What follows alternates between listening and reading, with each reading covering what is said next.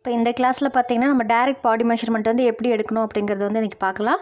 இப்போ பார்த்தீங்க அப்படின்னா இந்த ப்ளவுஸ் வந்து நான் வந்து நம்ம கிளாஸில் வந்து ஸ்டிச் பண்ண பார்த்தீங்களா, அந்த ப்ளவுஸ் தான் நான் இப்போ வந்து வியர் பண்ணியிருக்கிறது. இப்போ நீங்களும் இந்த மாதிரி ப்ளவுஸ் வந்து தச்சிட்டிங்க அப்படின்னா எனக்கு சீக்கிரமாக ஃபோட்டோ எடுத்து அனுப்பிச்சி விடுங்க ஃபுல் ப்ளவுஸையும்.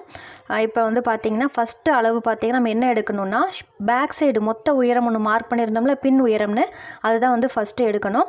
நம்ம அந்த ஷோல்டர் ப்ளவுஸ் வந்து நம்ம மெஷர்மெண்ட் எடுக்கும்போது மேக்ஸிமம் வந்து ப்ளவுஸ் வியர் பண்ணிவிட்டு அப்புறமா வந்து நீங்கள் அளவெடுக்க ஸ்டார்ட் பண்ணுங்கள். ஏன்னா மெஷர்மெண்ட்டில் வந்து நமக்கு அக்யூரேட்டாக வந்து எந்த இடத்துல வரும்னு தெரியாது. அதுக்காக தான் இந்த கழுத்தோட இறக்கம் இருக்குது பார்த்தீங்களா, அந்த இறக்கத்தில் தான் வந்து நம்ம ஷோல்டர்லேருந்து அப்படியே கீழே வந்து இடுப்பு வரைக்கும் வச்சு நமக்கு எந்த இடத்துல வந்து நம்மளோட பின் உயரம் தேவையோ அந்த இடத்துல நம்ம வந்து எடுத்துக்கணும். சரிங்களா? 12 இன்ச்சு 13 உங்களுக்கு எந்த அளத்தில் நீங்கள் வந்து வியர் பண்ணுவீங்களோ அந்த மாதிரி வந்து எடுத்துக்கோங்க.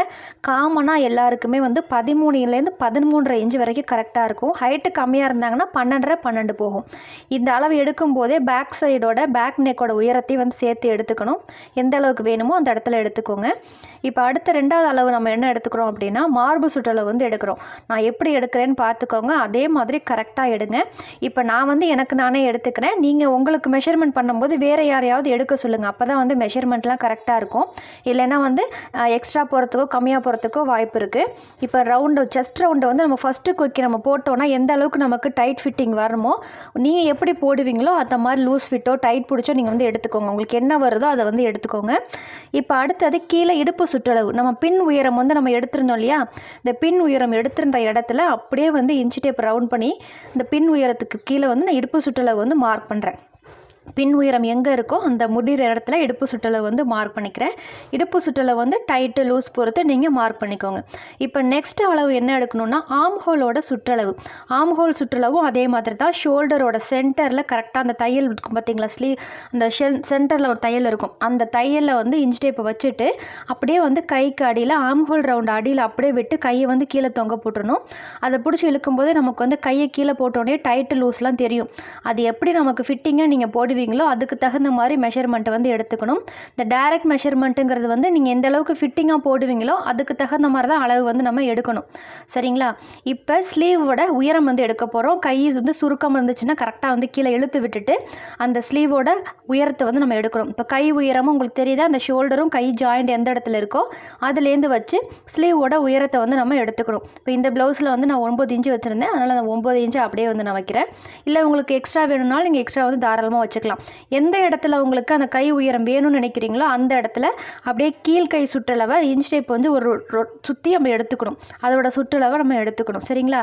இது நீங்கள் சின்ன கை போட்டாலும் சரி இல்லை நீளமாக கை போட்டாலும் சரி, எந்த இடத்துல வந்து உங்களுக்கு ஸ்லீவோட உயரம் இருக்கோ அந்த இடத்துல ஸ்லீவோட சுற்றளவு வந்து எடுத்துக்கணும். இப்போ நெக்ஸ்ட்டு எந்த அளவு எடுக்கணும்னு பார்த்தீங்கன்னா நான் வந்து ஃபுல் ஷோல்டரை வந்து அளவு எடுக்கிறேன். இந்த ஃபுல் ஷோல்டர் அளவு வந்து நம்ம ப்ளவுஸ் நார்மலாக வந்து தைக்கிறதுக்கு தேவைப்படாது.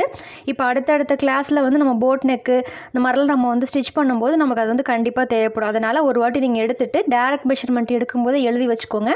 எப்போ நமக்கு தேவைப்படுதோ அந்த மெஷர்மெண்ட்டை நம்ம எடுத்துக்கலாம். இல்லைன்னா ஒவ்வொரு வாட்டி நம்மளால் எடுக்க முடியாது. இப்போ மெஷர்மெண்ட் எடுக்கும்போது கழுத்து நான் எந்த இடத்துல வச்சுருக்கேன் பாருங்கள். கழுத்து புரடியில் தூக்கி வைக்கக்கூடாது, சென்டராகவும் வைக்கக்கூடாது. கரெக்டாக வந்து நான் எந்த இடத்துல வச்சுருக்கேன் அப்படி தான் வந்து வைக்கணும். சரிங்களா? கரெக்டாக இந்த ஸ்லீவோட ஜாயிண்ட் இருக்கும், 2 ஸ்லீவோட ஜாயிண்ட் இருக்கும் பாருங்கள், அந்த இடத்துல வந்து கரெக்டாக வந்து வச்சுக்கணும். எனக்கு வந்து 15 இன்ச்சு ஃபுல் ஷோல்டரோட அளவு வந்து வருது.